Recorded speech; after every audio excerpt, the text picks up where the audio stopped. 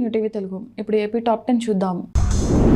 తణుకు పట్టణంలో తెలుగుదేశం పార్టీ 44వ ఆవిర్భావ దినోత్సవ వేడుకలు ఘనంగా జరిగాయి. ఎమ్మెల్యే రాధాకృష్ణ ఆధ్వర్యంలో భారీ సైకిల్ ర్యాలీ నిర్వహించబడింది. ఈ ర్యాలీలో ఎమ్మెల్యే స్వయంగా సైకిల్ తొక్కి పార్టీ శ్రేణులను ఉత్సాహపరిచారు. తెలుగు ప్రజల ఆత్మ గౌరవానికి ఎన్టీఆర్ ప్రతీక అని ఆయన ఈ సందర్భంగా అన్నారు. చిత్తూరు పట్టణంలో టీడీపీ 44వ ఆవిర్భావ వేడుకలు ఎమ్మెల్యే గురజాల జగన్మోహన్ ముఖ్య అతిథిగా ఘనంగా జరిగాయి. ఆయన పార్టీ జెండాను ఆవిష్కరించి దివంగత నేత నందమూరి తారక రామారావు చిత్రపటానికి నివాళులు అర్పించారు. పేదల ఆకలి తీర్చాలనే లక్ష్యంతోనే ఎన్టీఆర్ పార్టీని స్థాపించారని ఈ సందర్భంగా ఆయన అన్నారు.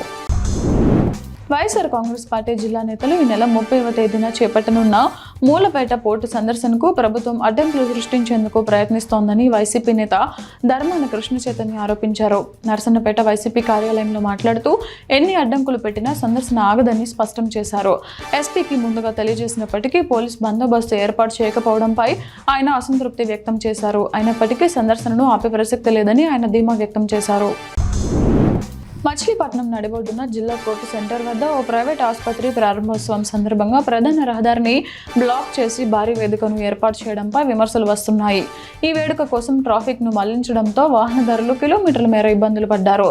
నిబంధనలకు విరుద్ధంగా రోడ్డును దిగ్బంధించడంపై స్థానికులు ఆగ్రహం వ్యక్తం చేస్తున్నారు.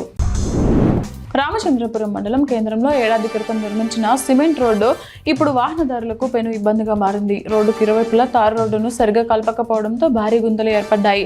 తిరుపతి పచ్చికాపలం ప్రధాన రహదారిపై ప్రయాణించే వాహనదారులు తీవ్ర ఇబ్బందులు ఎదుర్కొంటున్నారు. ప్రతిరోజు 2-3 వాహనదారులు గుంతల్లో పడిపోతున్నారని స్థానికులు తెలిపారు. అధికారులు వెంటనే స్పందించి రోడ్డును బాగు చేయాలని ప్రజలు కోరుతున్నారు. నరసన్నపేట డంపింగ్ యార్డ్లో అగ్ని ప్రమాదం సంభవించింది. ఆదివారం ఉదయం ఈఓపీ ద్రాక్షాయణి వాటర్ ట్యాంకర్లతో పంచాయతీ సిబ్బందితో కలిసి మంటలను అదుపులోకి తెచ్చారు. గతంలోనూ ఇలాంటి సంఘటనలు జరిగాయని, అయితే మంటలు ఎలా వస్తున్నాయో అర్థం కావడం లేదని ఆమె తెలిపారు. దీనిపై దృష్టి సారిస్తామని ఆమె పేర్కొన్నారు. నెల్లూరు జిల్లా కావలిలో తెలుగుదేశం పార్టీ 44వ ఆవిర్భావ దినోత్సవ వేడుకలు ఘనంగా జరిగాయి. కావలి టీడీపీ కార్యాలయంలో పట్టణ కమిటీ ఆధ్వర్యంలో ఎమ్మెల్యే దగ్గుమాటి వెంకట కృష్ణారెడ్డి పార్టీ జెండాను ఎగరవేసి పార్టీ స్థాపకుడు నందమూరి తారక రామారావు సేవలను స్మరించుకున్నారు. రాష్ట్ర అభివృద్ధికి టీడీపీ కట్టుబడి ఉందని, పార్టీ బలోపేతానికి నాయకులు కార్యకర్తలు కృషి చేయాలని ఆయన పిలుపునిచ్చారు.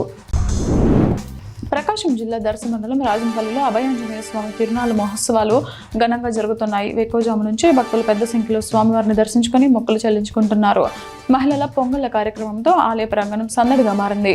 వేసవి దృష్ట్యా భక్తులకు ఎలాంటి ఇబ్బందులు కలగకుండా ఆలయ కమిటీ ప్రత్యేక ఏర్పాట్లు చేసింది. నరసన్నపేట ఆర్టీసీ కాంప్లెక్స్ లో ప్రయాణికులు లోపలికి వెళ్లేందుకు ఇబ్బందులు ఎదుర్కొంటున్నారు.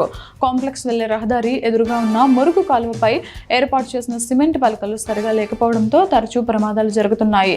దీంతో ప్రయాణికులు తప్పనిసరి పరిస్థితుల్లో ఇన్ గేట్, అవుట్ గేట్ల ద్వారా లోపలికి వెళ్లాల్సి వస్తోంది. ఈ రహదారిలో బస్సుల రాకపోకల సమయంలోనూ ప్రమాదాలు జరుగుతున్నాయని నివేదికలు తెలుపుతున్నాయి. ముదిగుబ్బ మండలం దొరిగిలు గ్రామంలో తెలుగుదేశం పార్టీ 44వ ఆవిర్భావ దినోత్సవ వేడుకలు ఘనంగా జరిగాయి. పంచాయతీ అధ్యక్షుడు శేఖర్, ఉపాధ్యక్షుడు నారాయణ రెడ్డి ఆధ్వర్యంలో టీడీపీ జెండాను ఆవిష్కరించి పార్టీ వ్యవస్థాపకులు నందమూరి తారక రామారావుకు నివాళులర్పించారు. ఈ కార్యక్రమంలో బీసీసీఎల్ అధ్యక్షుడు సూర్యనారాయణ, ఐటీడీపీ ఉపాధ్యక్షుడు తిరుమలేష్తో పాటు పలువురు నాయకులు పాల్గొన్నారు.